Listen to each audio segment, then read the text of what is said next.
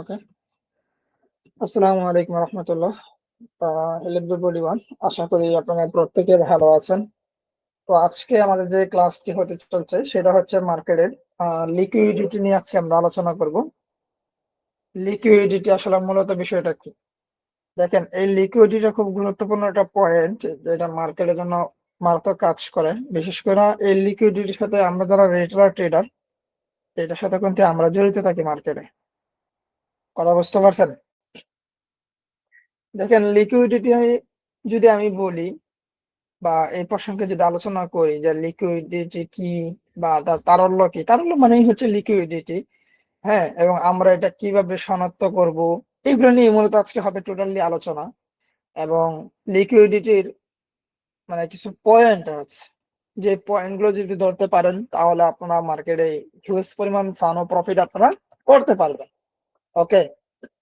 তো লিকুইডিটি যদি আমি বলি, মানে সহজভাবে যদি আমি বলি তাহলে আপনি বুঝতে পারবেন।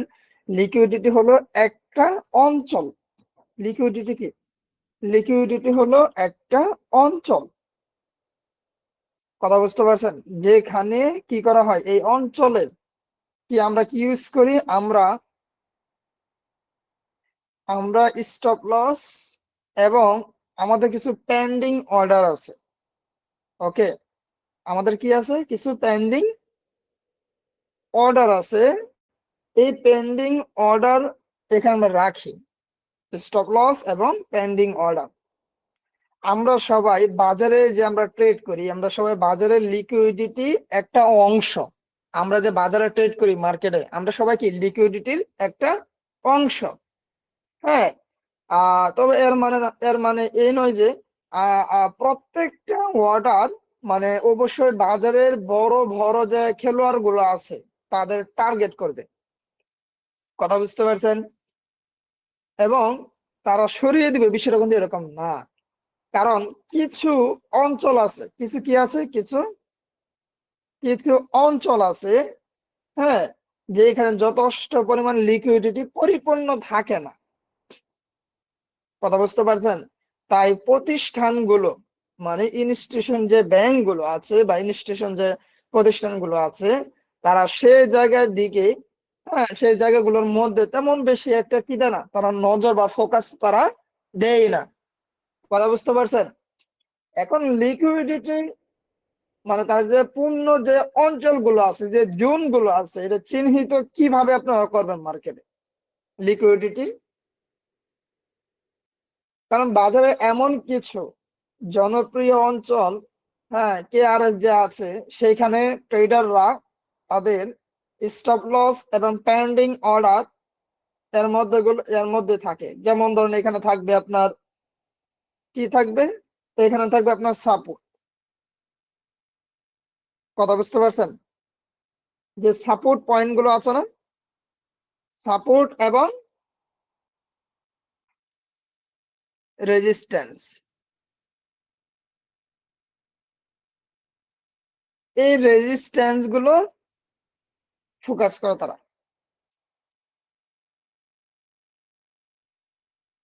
সাপোর্ট এবং রেজিস্ট্যান্স, তার সাথে থাকবে যেটাকে বলা হয় তিনটা পয়েন্ট থাকবে। তিনটা পয়েন্টের মধ্যে একটা আছে ট্রেন্ড লাইন।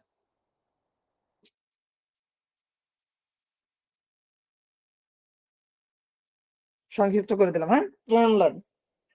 আরেকটা যেটা থাকবে সেটা হচ্ছে মার্কেটের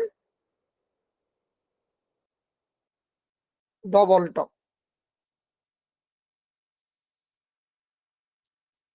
এবং সাথে থাকবে ডবল বটম। বিষয়টা বুঝতে পারছেন? Double bottom. আবারও বলছি, বুঝেন যে বাজারে কিছু কি আছে, কিছু জনপ্রিয় কিছু অঞ্চল বা জোন আছে যেখানে কেআরএস আছে, সেখানে ট্রেডাররা সাধারণত স্টপ লস এবং পেন্ডিং অর্ডার সেট করে। সেই জায়গাগুলো হচ্ছে support and resistance level, trend line, double top, double bottom. আর কেনই বা এই অঞ্চলগুলো এতটা গুরুত্বপূর্ণ হয়ে উঠতেছে বা কেনই বা এতটা ফোকাস হচ্ছে? দেখেন, এখানে এই অঞ্চলগুলো আমি যেগুলো মার্ক করলাম, এই অঞ্চলগুলোতে আমরা কি, আমরা হচ্ছি বেশিরভাগ রিটেলার ট্রেডার। ওকে, রিটেলার ট্রেডাররা তাদের ট্রেড আমরা কি করি, এন্ট্রি গুলো এক্সিকিউট করি এখানে, এবং স্টপ লস আমরা সেট করি। ফলে এই জায়গাগুলো কি হয়, মার্কেটে প্রচুর পরিমাণ মার্কেটে লিকুইডিটি তৈরি হয় মার্কেটে। বিষয়টা বুঝতে পারছেন, প্রচুর পরিমাণ লিকুইডিটি হয়। আচ্ছা, এখন এই যে লিকুইডিটি যে মার্কেট এই জায়গায় তৈরি হয়, আর এখানে এখন ডবল টপ যে বিষয়গুলো আছে, দেখেন আমি একটা ড্রয়িং করি তাহলে আপনারা বুঝতে পারবেন।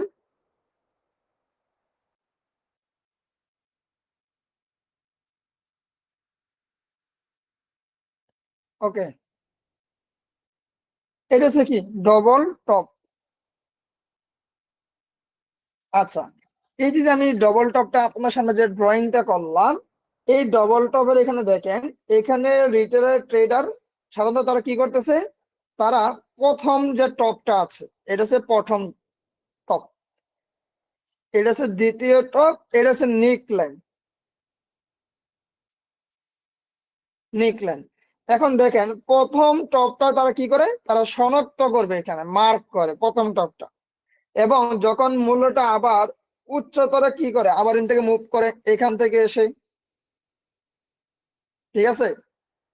তার মানে কি, এইখান থেকে তারা প্রথম টপটা শনাক্ত করে, যখন মূল্যটা আবার হ্যাঁ মানে একটা আপগ্রেড করে এখান থেকে, তখনই আমরা কি করি, এইখান থেকে আমরা এই জায়গা থেকে সেল এন্ট্রি এক্সিকিউট করি মার্কেটে।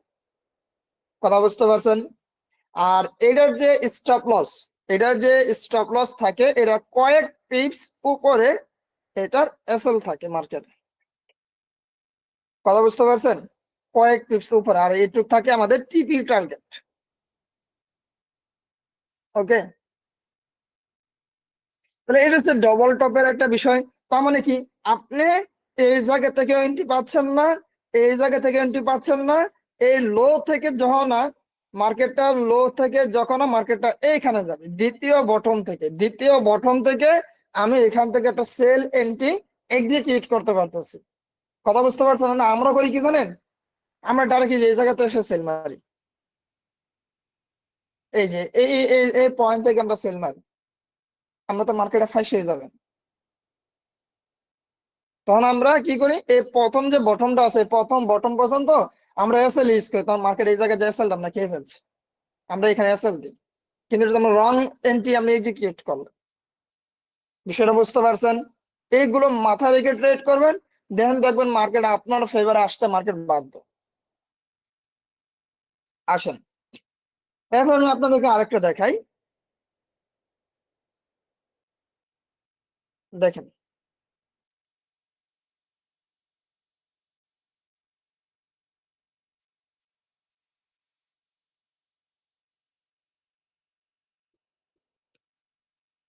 ওকে, তাহলে এটা হচ্ছে কি মার্কেটের, এটা হচ্ছে মার্কেটের লো প্রাইস।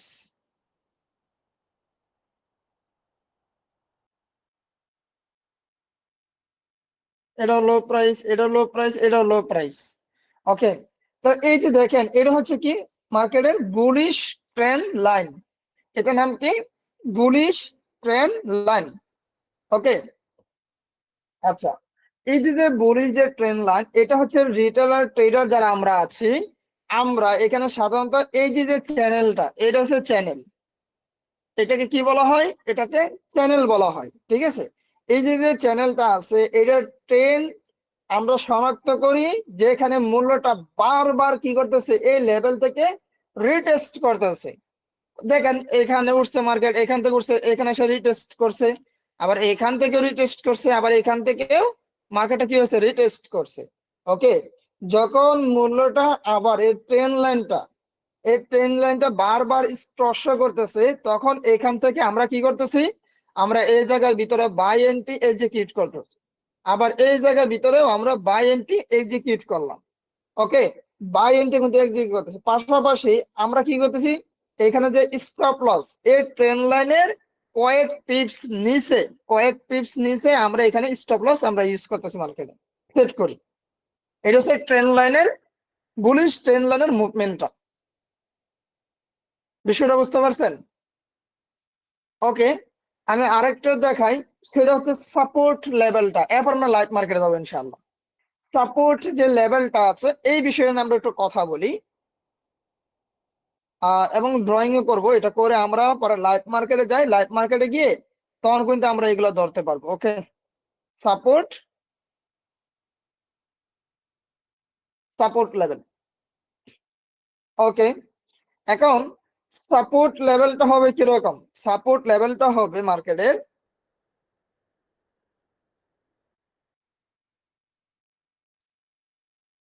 দেখেন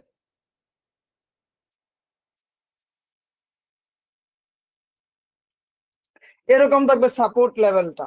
এই যে যে আপনারা দেখতেছেন না, যে যে ড্রয়িংটা সাপোর্ট লেভেল, এটা হচ্ছে রিটেলার ট্রেডার। আমরা যারা রিটেলার ট্রেডার আছি, সাধারণত আমরা, হ্যাঁ, একটা লেভেল শনাক্ত করি। আমরা কিন্তু প্রথমে একটা লেভেল শনাক্ত করি।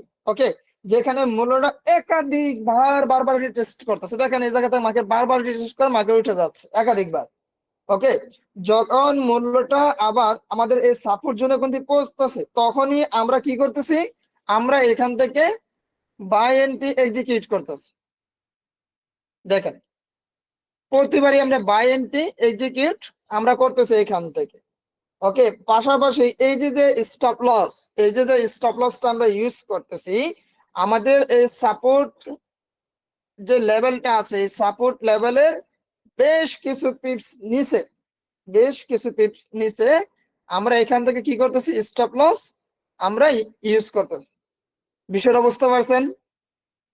হ্যাঁ, তাহলে আমরা যদি সরাসরি একটু লাইভ মার্কেটে যাই, আমরা মার্কেটে গিয়ে একটু লিকুইডিটি পয়েন্ট গুলো আমরা দেখি,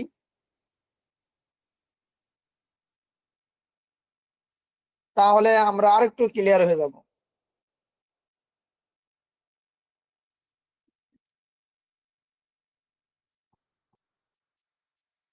আহ, যেহেতু আমরা গোল্ডের সাথে অভ্যস্ত, তাহলে আমরা গোল্ডের সাথে এই লিকুইডিটির একটু দেখি। ওকে, পাশাপাশি আমাদের উপর আরো কিছু পয়েন্ট আছে, ওটা নিয়ে আমরা ইনশাল্লাহ কথাবার্তা বলবো। দেখেন, মানে যে কাজগুলো আমরা করি, ওকে, আমি 1 মিনিটের চার্ট,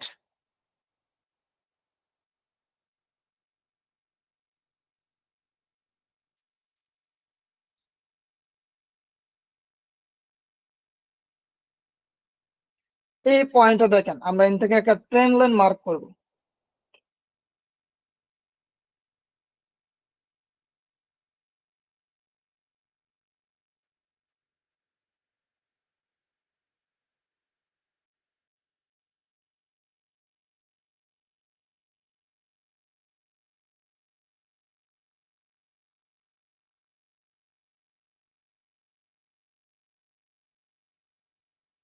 ওকে, এই যে দেখেন আমরা কিন্তু এই জায়গা থেকে কি করলাম, ট্রেন্ড লাইন ড্রয়িং করলাম।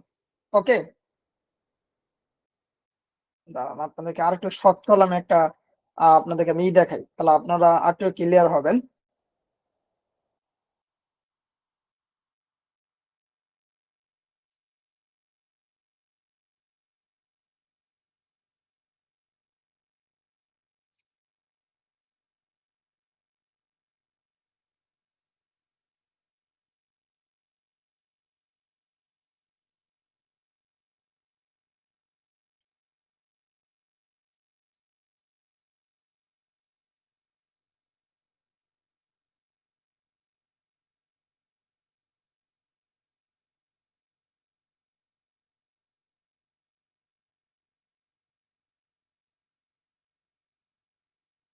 এতটুকু বোঝেন?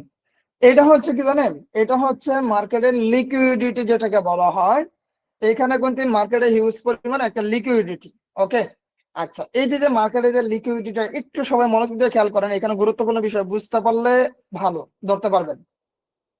দেখেন মার্কেটের কাহিনীটা কি হয়েছে মার্কেটের।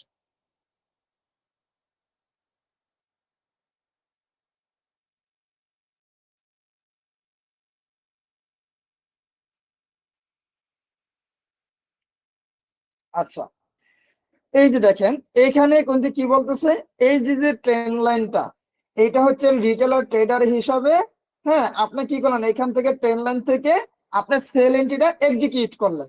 ওকে, এখন এখানে আপনি এন্ট্রি নিলেন, কারণ এখানে কি কারণে আপনি এন্ট্রি নিতে চাইতেছেন, কারণ আপনার আপনার যুক্তি এবং প্রশ্ন হলো কি জানেন, যে বস এখান থেকে মার্কেট একাধিকবার এই ট্রেন্ড লাইনটা কি করছে, মার্কেট এখান থেকে রিটেস্ট করছে, টাচ করছে এখান থেকে। হ্যাঁ, আচ্ছা, একাধিকবার দেখেন মার্কেট কিন্তু এখান থেকে একাধিকবার মার্কেট রিটেস্ট করছে এই ট্রেন্ড লাইন থেকে, যার কারণে আমি কিন্তু সেল এন্ট্রি এক্সিকিউট করলাম।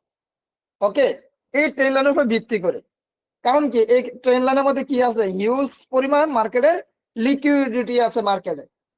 ওকে, এখন কিন্তু এইখানে ঘটনা কি হচ্ছে, এইখানে বাজারের বড় বড় যে খেলোয়াড় আছে, ইনস্টিটিউশন যেগুলো আছে, তারা আপনার স্টপ লসটাকে টার্গেট কইরা তারা কি করলো, এইখানে তারা আপনার মূল্যটাকে কিন্তু ব্রেকআউট করে ফেলছে। দেখেন আপনি কিন্তু এখান থেকে টার্গেট করছেন না, দেখেন এখান থেকে আপনার মূল্যটা কিন্তু ডাইরেক্ট কি করছে, সে ব্রেকআউট করে খেয়ে কিন্তু মার্কেট উপরে উঠে গেছে। কথা বুঝতে পারছেন? ফলে রিটেলের ট্রেডারদের কি হয়েছে, রিটেলের ট্রেডারদের, হ্যাঁ এখানে তাদের যে পজিশনটা ছিল এই লিকুইডিটি হয়ে গেছে, বরং কি এখানে তাদের স্টপ লস হিট করে ফেলছে। বিষয়টা বুঝতে পারছেন যে এখানে প্রেডিকশনটা কি হয়েছে? আবার একটু বুঝেন, আপনি এখান থেকে এই ট্রেন্ড লাইন থেকে আপনি সেল এন্ট্রি এক্সিকিউট করলেন রিটেলার ট্রেডার হিসাবে। হ্যাঁ, কারণ কি এখানে আপনার যুক্তি এবং কথা হলো যে বস এখানে মার্কেট একাধিকবার রিটেস্ট করছে, এই জন্য আমি সেল এন্ট্রি এক্সিকিউট করলাম। ওকে, ডান। কিন্তু এইখানে যে বাজারে যে বড় বড় যে খেলোয়াড় গুলো আছে, মানে ইনস্টিটিউশন যেগুলো আছে, তারা আপনার স্টপ লস টার্গেট করে ফেলছে। কারণ কি, সবই তো এখানে লিকুইডিটি, পড়লি তো লিকুইডিটি, তারা আপনার এটাকে টার্গেট করে ফেলছে। টার্গেট করে তখন তারা কি করছে, আপনার যে মূল্যটা ছিল এটাকে তারা ব্রেকআউট করে ফেলছে, মানে স্টপ লস হিট করাই দিচ্ছে।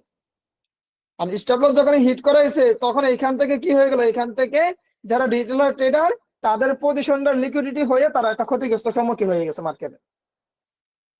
বিষয়টা বুঝতে পারছেন? হ্যাঁ, ওকে, আসেন এখানেও সেম।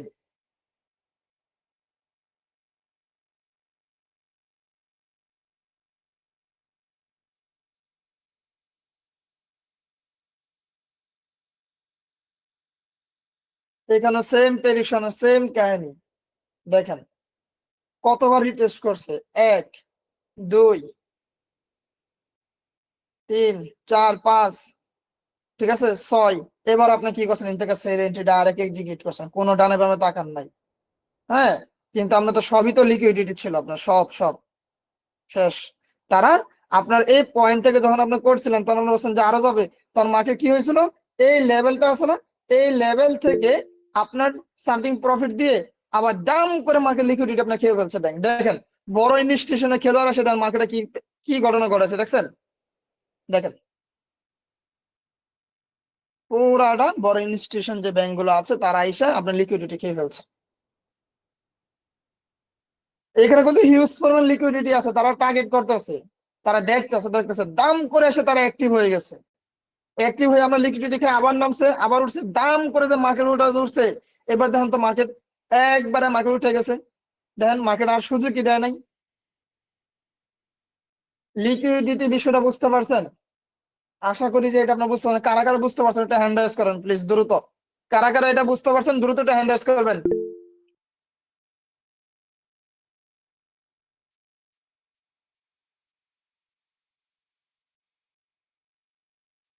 Okay, thank you.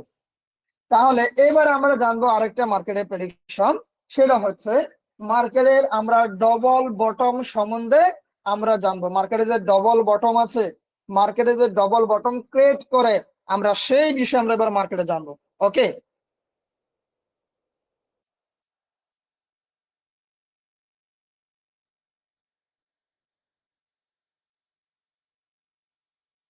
হুম,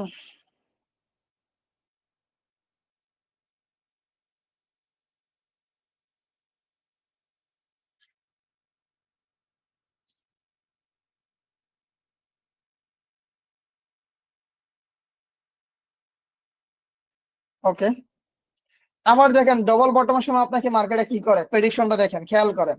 আমরা ওদের লাইভ মার্কেটে সরাসরি দেখতেছি তাই না, একটু খেয়াল করলেই আপনার সবকিছু ধরতে পারবেন।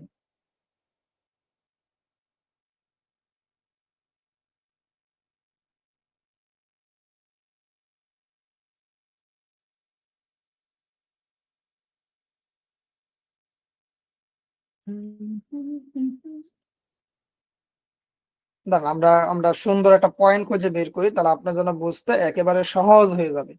ওকে, প্রথমত মার্কেটের হিউজ পরিমাণে এখান থেকে একটা সেল হবে। হ্যাঁ, দেখেন লিকুইডিটি কেমনে গ্রাস করে মার্কেটে।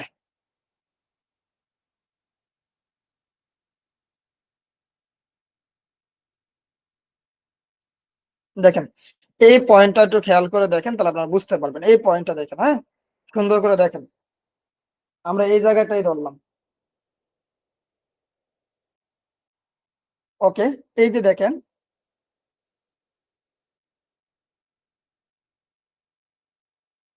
আচ্ছা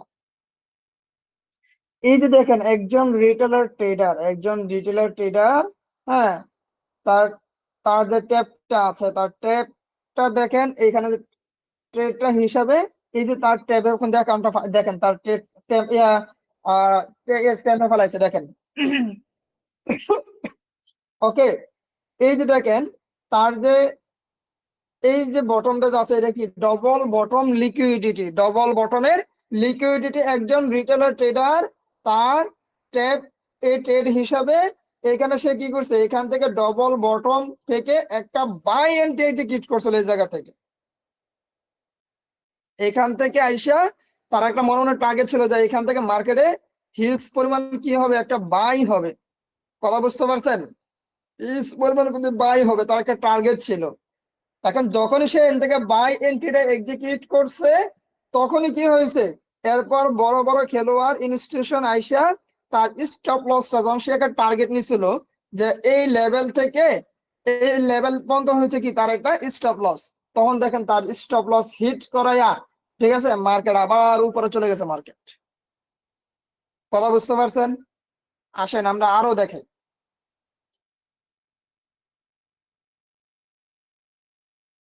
দেখেন মার্কেটে যে টার্গেট গুলো, আমরা রানিং মার্কেটটাই আমরা দেখাই। এইবারে দেখেন একটু খেয়াল করেন, একটু খেয়াল করলে বুঝতে পারবেন।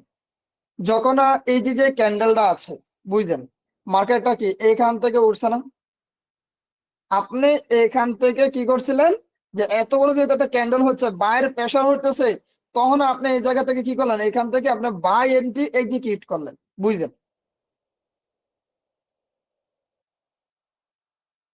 এখান থেকে আপনারা বাই এন্ট্রি এক্সিকিউট করলেন কোন পর্যন্ত, একটু খেয়াল করে দেখেন, এই লেভেল পর্যন্ত আপনার বাই এন্ট্রিটা এক্সিকিউট করলেন, এই যে এই শেডু পর্যন্ত। দেখেন আপনি বাই এন্ট্রি এক্সিকিউট করলেন, এখন যদি ডবল বটমের কথা বলতেছি, হ্যাঁ, এইখানে দেখেন আপনার এখানটা ট্যাপে কেমনে ফেলাইছে। একজন রিটেলার ট্রেডার, সে তার ট্রেডের ট্যাপ ট্রেন্ড হিসাবে, এই ট্রেড হিসাবে সে কি করছে, এখান থেকে ডবল বটম থেকে একটা বাই এন্ট্রি এক্সিকিউট করছে। কোন লেভেল থেকে? এইখান থেকে, এখান থেকে সে বাই এন্ট্রি এক্সিকিউট করছে। করার পরে এইখানে বাজারের বড় বড় ইনস্টিটিউশন তার আইসা, যখন মার্কেটটা প্রথম উঠাইছে, উঠা দাম করে মার্কেটে দেখেন তার স্টপ লস হিট করে মার্কেটটা আবার আপে চলে গেছে। বিষয়টা বুঝতে পারছেন? কোথায় এগুলো কি কি প্রবলেম হয়, একটু ফোকাস দিলে আপনি নিজে বুঝতে পারবেন যে কাহিনীটা কি হচ্ছে মার্কেটে। মানে আমার ওয়েট করা দরকার ছিল, প্রথম ক্যান্ডেল উঠে গেছে, সমস্যা না, আবার দেখি মার্কেট নিচে আসে কিনা। যখন দেখবো যে মার্কেট এই লেভেল আসছে, মার্কেটটা আবার উঠুক, আমার জন্য ওয়েট করা দরকার ছিল। মানে আমার এই লেভেল থেকে বাই করার প্ল্যান দরকার ছিল, কিন্তু আমরা মার্কেট আমাকে টেপে ফেলা দিচ্ছে এই পর্যন্ত। বিষয়টা বুঝতে পারছেন? মার্কেট আপনাকে টেপে ফেলায়, আপনার স্টপ লস খায়, তারপর মার্কেট উঠে গেছে। আচ্ছা, তাহলে এটা তো গেল আমাদের একটা লেভেল। এবার আসেন আমরা দেখি রেজিস্ট্যান্স থেকে কেমনে মার্কেটের লিকুইডিটিটা খাই, এই লেভেলটা আমরা একটু খুঁজে বের করি। রেজিস্ট্যান্স লেভেল থেকে মার্কেট কিভাবে আমার লিকুইডিটিটা খাচ্ছে, এটা আমরা একটু খেয়াল করি, তাহলে আমরা আরো সুন্দরভাবে আরো কিছু প্রেডিকশন আমরা ধরতে পারবো। ওকে,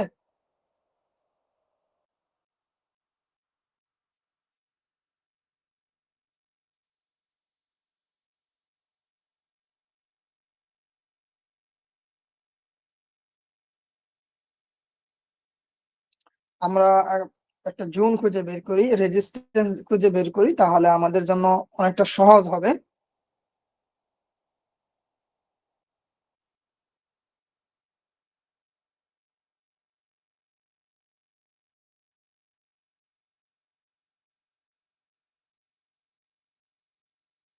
দেখেন,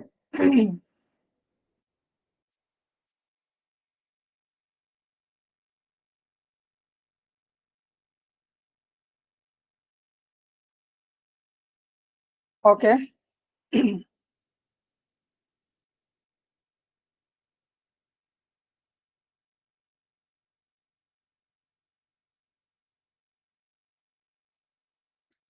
আচ্ছা,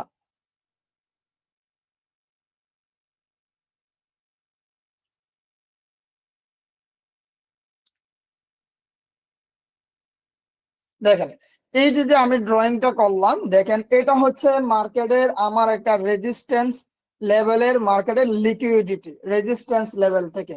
ওকে, তাহলে দেখেন মার্কেটটা এখান থেকে উঠছে, এখান থেকে নামছে, আবার উঠছে, এই রেজিস্ট্যান্সটা, রেজিস্ট্যান্স মূলত তৈরি করছে আমার এই জোন থেকেই। হ্যাঁ, ওকে, এই এই লেভেল থেকে রেজিস্ট্যান্স লেভেলটা মূলত তৈরি হয়েছে। রেজিস্ট্যান্স লেভেলটা তৈরি হওয়ার পরে মার্কেটটা কিন্তু এখানে নিচে ডাউন ক্রিয়েট করছে, লো করে মার্কেটটা আবার এই রেজিস্ট্যান্স লেভেলটা কিন্তু টাচ করছে, করানোর পর এবার দেখেন ঘটনা কি হচ্ছে, একজন রিটেলার ট্রেডার, হ্যাঁ, তাদের এই ট্রেড হিসাবে আপনি রেজিস্ট্যান্স লেভেল থেকে একটা কিনে নিলেন, আপনি এখান থেকে এসে যেহেতু এখানে একবার রিটেস্ট করছে, আবার নামছে, আবার উঠছে, এখন আপনার মনে মনে একটা ধারণা হলো যে এখানে তো যেহেতু সে এর রেজিস্ট্যান্স লেভেলটা ভাঙতে পারে, এটা শক্তিশালী একটা রেজিস্ট্যান্স লেভেল, এটা আপনি ধারণা করে ফেলছেন, কারণ কি এটা ভাঙতে পারে নাই। এখানে মার্কেট কয়বার ট্রাই করছে দেখেন, এখানে মার্কেট 3বার রিটেস্ট করছে এই লেভেল থেকে। ওকে, কয়বার মার্কেটটা আবার ডাউন ক্রিয়েট করছে, আবার রেজিস্ট্যান্স লেভেল গেছে, এবার আপনি ভাবছেন কি বাইরে বা এটা কঠিন রেজিস্ট্যান্স লেভেল, এটা আর মনে হয় ভাঙতে পারবো না, তখন এমনি কি করছেন, এখান থেকে আবার সেলিংটা এক্সিকিউট করছেন। কথা বুঝতে পারছেন? তখন আপনি এখান থেকে আবার এইখানে কি করলেন, সেল এন্ট্রি এক্সিকিউট করলেন।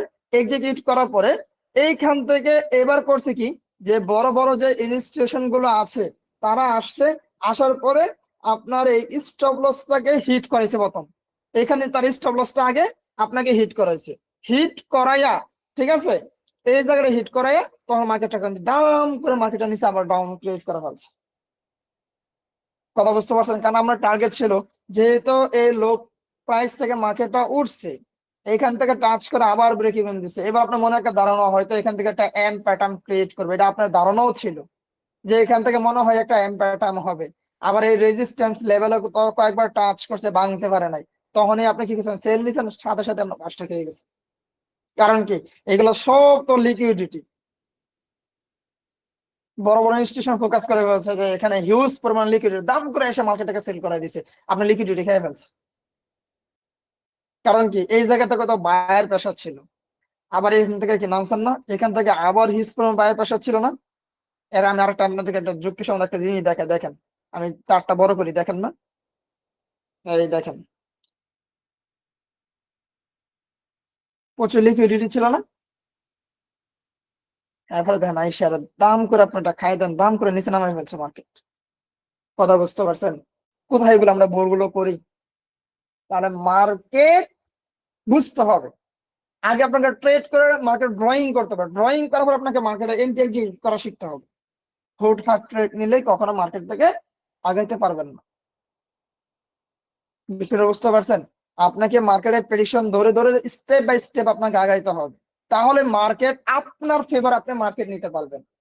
ওকে, তাহলে এবার আসেন, আমরা যারা এসএমসি স্মার্ট মানি কনসেপ্ট যারা ফলো করি, আমাদের এখানে আজকে কয়েকটা বিষয় নিয়ে আমরা কথা বলি, তাহলে আপনারা বুঝতে পারবেন। দেখেন সেই বিষয়টা কি, আমরা আজকে কথা বলবো সাপ্লাই এবং ডিমান্ড নিয়ে আজকে কথা বলবো।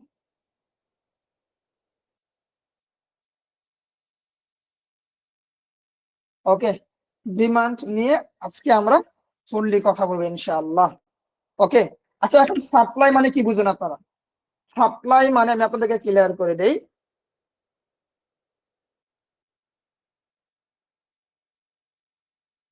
সাপ্লাই মানে হচ্ছে কি জানেন, মার্কেটে সেল করা বা সরবরাহ করা। কথা বুঝতে পারছেন? আর এখান থেকে ডিমান্ড মানে বোঝাচ্ছে আপনাকে বাই করা। ডিমান্ড মানে এখান থেকে মার্কেটে বাই করা। ওকে, তাহলে আমরা তবে সহজভাবে যদি আমরা বুঝতে যদি বুঝি, তাহলে আমাদেরকে সরবরাহ মানে হচ্ছে বিক্রেতা, সেলিং, সেলিং প্রেসার। ঠিক আছে। আর চাহিদা মানে এখানে ডিমান্ড মানে কি থাকবে? চাহিদা। আর এটা তো হচ্ছে কি সরবরাহ।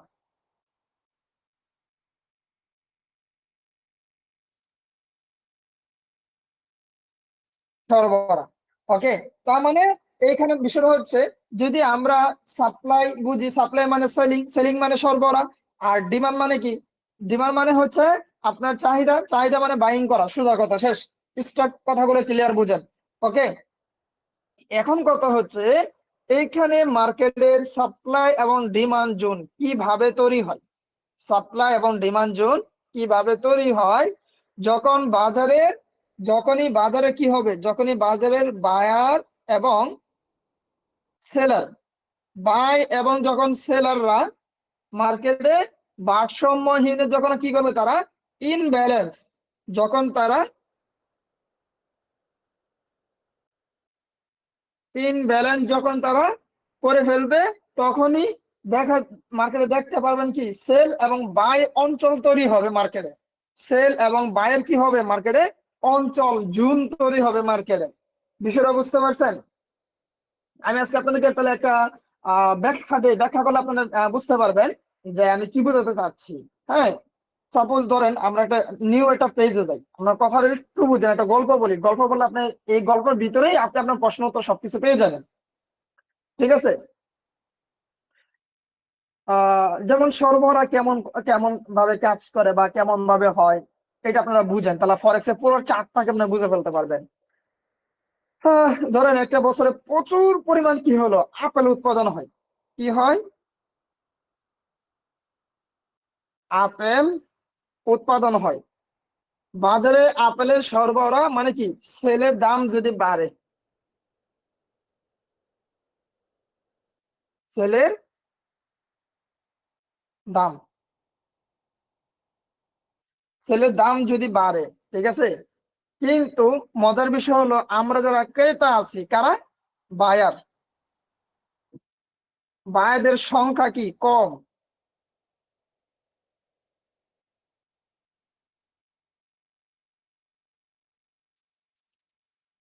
বায়ারদের সংখ্যা কি আছে, একবারে কম আছে। ওকে, তাহলে কম থাকলে এবার আসেন, অতিরিক্ত কি মার্কেটের সেল আছে না? অতিরিক্ত সেল, সেলের কারণে আপেলের দাম কমতে শুরু করবে। হুম, বুঝেন? এখানে আমি আবার কথাটা বলি, একটু কথাটা মাথায় ঢুকান। ধরেন আপনি একটা প্রতি বছরে প্রচুর পরিমাণে আপনার আপেল উৎপাদন করেন, তবে বাজারে আপেলের কি মানে সেলের চাপ অনেক বেশি, মানে বাইরে গেছে বাজারে, কিন্তু এখানে আমরা বায়াররা কম। হ্যাঁ, যার কারণে সংখ্যা, বায়ারদের সংখ্যা কম থাকলে অতিরিক্ত সেলের কারণে আপেলের দাম কমতে শুরু করবে। হুম, আপেলের দাম কমার পর, আপেলের দাম কমার পর, হ্যাঁ, তখন কি হবে? ধরুন এখানে বায়ার নাই, আপনি আপেল আপেল কিনবে কেটা? তাহলে আপেলের দামটা কমে যাবে না? কারণ বায়ারদের সংখ্যা তো কম, সেলের চাপ বেশি। সেলররা মার্কেটে আপেল নিয়ে আসতেছে, বেচবে কার কাছে, কিনবে কেটা? আপেল তো মানে বাই তো মার্কেটে নাই। তার মানে কি আপেলের দামটা কমে যাবে না? কারণ আপেলের দাম কম থাকার কারণে, হ্যাঁ, আপনার এখানে বায়াররা বেশি পরিমাণে আপেল কিনতে কিনতে আগ্রহী হয়ে যাবে। যে আপেল তো দামই নাই, তাহলে কিনি, সমস্যা কি, কিনে স্টক করে রেখে দেয়। তখনই কি হয়ে যাবে, এইখানে সেলের দাম কিন্তু কমে গেল। ওকে, এখন আসেন, প্রচুর পরিমাণ বায়াররা অ্যাক্টিভ হয়ে যাবে মার্কেটে। কেন? তারা কেনার জন্য। ওকে, কেনার জন্য কিন্তু তারা আগ্রহী হয়ে গেল, ফলে কি ধীরে ধীরে আবার স্থিতিশীল হয়ে গেল। এখন বাজারের চাহিদাটা কেমন হবে তাহলে? বাজারের চাহিদাটা হবে এরকম ভাবে, যদি আপেলের সরবরাহ যদি কমে যায়, আপেলের, হ্যাঁ, দাম যদি কমে যায়, আপেলের দাম, হ্যাঁ, যদি কমে, ওকে, তাহলে বায়দের সংখ্যা কিন্তু একই থাকবে। কথা বুঝতে পারছেন? যারা বায় তাদের সংখ্যা কিন্তু এক, তাদের সংখ্যা কখনো বাড়বে না, একই থেকে যাবে। তাহলে চাহিদাটা কিন্তু বেশি হয়ে যাবে মার্কেটে। কথা বুঝতে পারছেন? তাহলে কিন্তু চাহিদাটা কি হয়ে যাবে, বেশি হয়ে যাবে, ফলে কি হয়ে যাবে, আপেলের দামটা ক্রমাগত ভাবে বাড়তে থাকবে, প্রতিনিয়ত আপেলের দাম বাড়বে। ধরেন আপনি কম দামে আপেল কিনতেছেন, হ্যাঁ, চিন্তা কিন্তু কি এক পর্যায়ে কি আপেলের চাহিদা মার্কেটে বাইরে গেল না? এখন বাইরের তো লোক নাই। সাপোজ ধরেন এখানে মিরাজ ভাই, ধরেন এখানে মুনতাহার ভাই, এখানে খন্দকার ভাই, তিনজন আছে বায়ার। আর এখানে বাকি 11 জনের মধ্যে, 11 জনের ভিতরে ধরে তিনজন যদি বায়ার চলে যায়, তাহলে বাকি মার্কেটে রয়েছে কয়জন? হ্যাঁ, মার্কেটে 8 জন হয়েছে কি সেলার। তার মানে কি ধীরে ধীরে সেলারের চাপ কি মানে বাইরে যাবে না? কারণ তিনজন বার কতবার কিনবে, তো এক পর্যায়ে কিনতে কিনতে সেলারের চাপটা কি হয়ে গেল, মার্কেটে বাইরে গেল, মানে আপেলের দাম কিন্তু বাইরে যাবে, কারণ জানে এরাই কিন্তু আছে বেশি। ওকে, তো এরকম ভাবে ফলে হওয়ার পরে কি হবে, মার্কেটে ভারসাম্য একটা তৈরি হবে, বিক্রেতার মধ্যে নতুন একটা ভারসাম্য তৈরি হবে। কথা বুঝতে পারছেন? তাহলে বাজারের সরবরাহ এবং চাহিদা মানে বাই এবং সেলারদের একটা প্রভাব তৈরি হয়ে যাবে মার্কেটে। যখনই বাজারের মানে কি বলে, বাজারে যখন সেলার বেশি হবে, তখন তার দাম কমে যাবে। ওকে, আবার যখন চাহিদা বেশি হবে, তখন তার দাম কিন্তু বাড়তে থাকবে মার্কেটে। যখন কোন এক পকের পরিমাণ বেশি মানে বেশি হয়ে যাবে মার্কেটে, তখনই কি হয়ে যাবে, তখন বিক্রেতার বেশি আর কিন্তু ক্রেতা কম, তবে বাজারের মূল্যটা পরিবর্তনের বড় সড়ক কিন্তু একটা কি হবে, গতি তৈরি হবে, প্রাইস ইনব্যালেন্স দেখা দিবে মার্কেটে। ওকে, আবার এরকম ভাবে এই যে যে পেরিশনটা, এটা কিন্তু ট্রেডিং চার্টে একই সেম কাহিনী হয়। বাই এবং সেলের একটা ভারসাম্যহীনতা বুঝার মাধ্যমে কিন্তু কি আমরা ট্রেডিং এর সিদ্ধান্ত নিতে পারি যে মার্কেটে কি এখন সেলাররা অ্যাক্টিভ, তাহলে আমি কি করব, এখান থেকে এখানে কি সেলাররা অ্যাক্টিভ হয় নাকি বায়াররা অ্যাক্টিভ হচ্ছে, মার্কেটে কি সেলের চাহিদা বেশি নাকি বায়ের চাহিদা বেশি। এটা সেম ভাবেই মার্কেটের প্রেডিকশনটা কাজে লাগাইতে হবে আপনাকে। বিষয়টা বুঝতে পারছেন? তাহলে মার্কেটের মুভমেন্টটা আপনি ধরতে পারবেন। ওকে, ওকে, আমি কথাগুলো একটু হয়তো হার্ডলি মনে হচ্ছে, কথাগুলো একটু মনোযোগ দিয়ে শুনে আমি লাস্ট থেকে আমি একটা সুন্দরভাবে ক্লিয়ার করে দেবো, একটা কিভাবে কিনবেন কিভাবে বেচবেন একবার সুন্দর করে ক্লিয়ার করে দেবো। ওকে, দেখেন, মার্কেটে বাই এবং সেলারদের একটা ভূমিকা থাকবে এই মার্কেটে। তাদের কি থাকবে, বাই বাই এবং সেলারদের মার্কেটে একটা ভূমিকা থাকবে। এখন ধরেন বিনিয়োগ, যারা বিনিয়োগ বাজারে একটা মানে সম্পদ হলো তাদের কি অ্যাসেট না পণ্য, এবং তাদের মূল্যটা হলো কি প্রাইস মানে চাহিদা। কথা বুঝতে পারছেন? এখন যদি কম মানে কম থাকে, তাহলে আপনাকে বুঝতে হবে মার্কেটের সেল বেশি কিন্তু বায়াররা কম। আবার যদি দাম বেশি হয়, তাহলে বুঝতে হবে মার্কেটের ডিমান্ড বেশি, মার্কেটের ডিমান্ড তৈরি হইতেছে, এখানে বায়াররা অ্যাক্টিভ অ্যাক্টিভ হয়ে যেতেছে, সেলাররা কম অ্যাক্টিভ। এটা আপনাকে বুঝতে হবে। এখন কেন আপনার সেল এবং বায়ের যে অঞ্চলগুলো আছে, সাপ্লাই এবং ডিমান্ড জোন চিহ্নিত করাটা একেবারে আপনার জন্য গুরুত্বপূর্ণ, বা এটা না করলে আপনার কি হতে পারে, দেখেন, বাজারের এসডি সাপ্লাই এবং ডিমান্ড জোন অঞ্চল যদি খুঁজে পান, তাহলে ভবিষ্যতে আপনার ট্রেডিং এর সিদ্ধান্ত নেওয়াটা একেবারে সহজ হয়ে যাবে, সোজা কথা। ওকে, দেখেন, ফরেক্স মার্কেটে আপনি যদি ফরেক্স মার্কেটে আমরা অতীতের মূল্য পরিবর্তন যে আছে, হিস্টোরিয়াল যে প্রাইস যে মুভমেন্টটা আছে, এটা দেখে আমরা ভবিষ্যতের যে মূল্যটা আছে এটা গতিবিধি কি করতে পারি, এখানে আমরা ফিউচার প্রাইস মুভমেন্ট অনুমান করতে পারি যে মার্কেটে ফিউচারে কি হতে পারে। কথা বুঝতে পারছেন? এই জন্য মূল্যের যে পরিবর্তনটা ঘটবে, তখন কি আপেলের বাজারের উদাহরণ কিন্তু আমি আপনাদেরকে এখন দিয়ে দিলাম, আপনারা সুন্দর করে এখন বুঝতে পারবেন। ওকে, ধরুন আমি একটু ড্রয়িং করে দেই। ধরেন আপনি আপেলের দাম, একটা আপেলের দাম কত হবে? একটা আপেলের দাম, ধরেন একটা আপেলের দাম হচ্ছে $1। একটা আপেলের দাম কত? $1। ওকে, প্রতি পিস, আবার সবগুলো না, এক পিস আপেলের দাম $1। এখন ধরেন বাজারে, আপনারা বাজারে কি করলেন? বাজারে কিনে এলেন 5টা, আপনি আপেল বিক্রির জন্য, 5টা আপেল বিক্রির জন্য আপনি নিয়ে আসলেন। ওকে, এখন কিন্তু বাজারে কি আছে? বাজারে 10 জন, বাজারে 10 জন বায়ার আছে কেনার জন্য, and তারা কিনতে চাইতেছে। এখন তাহলে এখানে কথা হলো কি, এখানে তো 5টা আপেল, 5টি আপেল বিক্রি হয়ে যাবে, মানে সেল হয়ে যাবে মার্কেটে, সেল হয়ে গেল না? কিন্তু আরো যে 5টা, মানে ধরেন 10 জনের ভিতরে 5 জন কিনে নিয়ে গেছে, এখন বাকি যে 5টা ব্যক্তি আছে, এই 5টা ব্যক্তির কি 5টা আপেলের কি চাহিদা রয়ে গেল না? কেনার জন্য বাইরে অ্যাক্টিভ হলো না, তার তো চাহিদা পূরণ হয় নাই মার্কেটে। তার মানে কি, এটাকে বলা হইতেছে কি আপনার অপূরণকৃত অর্ডার, আনফিল্ড অর্ডার তৈরি হয়ে গেল মার্কেটে। অপূরণকৃত অর্ডার মানে আনফিল্ড অর্ডার মার্কেটে তৈরি হয়ে গেল, শেষ। কারণ এখানে 5টা বায়াররা কি পায় নাই? আপেল পায় নাই। এখন কথা হচ্ছে, এখন এখন যদি আপনার দাম বাড়াইয়া, আপেলের দাম আপনি যদি $1.5 যদি করে দেন, যদি করা হয়, তাহলে কিছু বিক্রেতা যারা আছে, যারা যারা কিছু বিক্রেতা, তারা আপেল কিন্তু সেলাররা কি করবে? বাজারে তারা আপেল নিয়ে আসবে। কথা বুঝতে পারছেন? পরবর্তী সময় কি হবে? এই অতিরিক্ত, যদি অতিরিক্ত সেল হয় আপেল, ওকে, সেল হলে তখন কি হবে? এইখানে বায়ার যারা আছে মার্কেটে, বায়াররা তারা বেশি দাম দিয়ে কিন্তু কিনতে চাইবে না। কথা বুঝতে পারছেন? বেশি দাম দিয়ে কিনতে চাইবে না, তবে দাম আবার $1 কিন্তু নেমে আসবে। যদি না কিনে তখন কিন্তু $1 মার্কেট মার্কেট আবার চলে আসবে। বিষয়টা বুঝতে পারছেন? এই জন্য আপনাকে কি করতে হবে? এইখানে দেখেন, আপনি $1, $1 দামের যে অঞ্চলটা আছে, যে জোনটা আছে, এই জুনের আগের অপূরণকৃত অর্ডার যে আছে, এই অর্ডার গুলো, যেটা পেন্ডিং অর্ডার ছিল, এটা পরবর্তী সময়ের যে মূল্য পরিবর্তনের জন্য একটা ভূমিকা রাখবে। কথা বুঝতে পারছেন? ঠিক তেমনই ভাবে ফরেক্স মার্কেটে একই নিয়ম ভাবে কাজ করে, একই ভাবে মার্কেটে কাজ করে।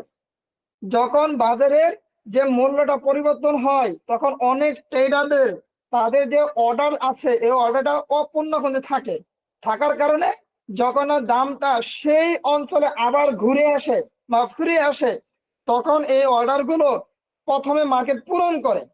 হ্যাঁ, পূরণ করার পরে বাজার আবার মানে মুভমেন্ট করতে শুরু করে দেয়, এখান থেকে পূরণ করে দিয়ে। কথা বুঝতে পারছেন?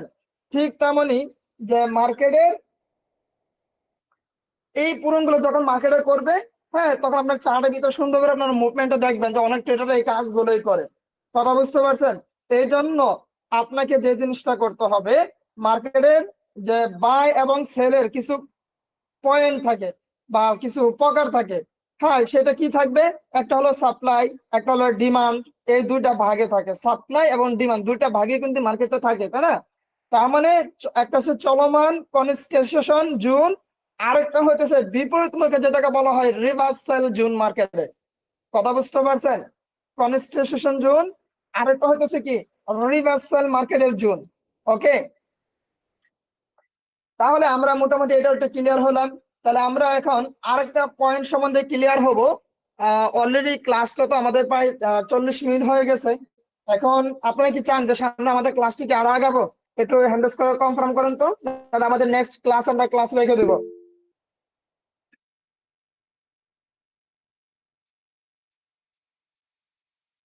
আচ্ছা, আমি সর্বশেষ একটা টপিকস নিয়ে আলোচনা করে দেই। বাকি আলোচনা ওকে, আমরা আগামী সপ্তাহে আমরা এই ক্লাসটা রাখবো। এই ক্লাসটা খুবই গুরুত্বপূর্ণ ক্লাস।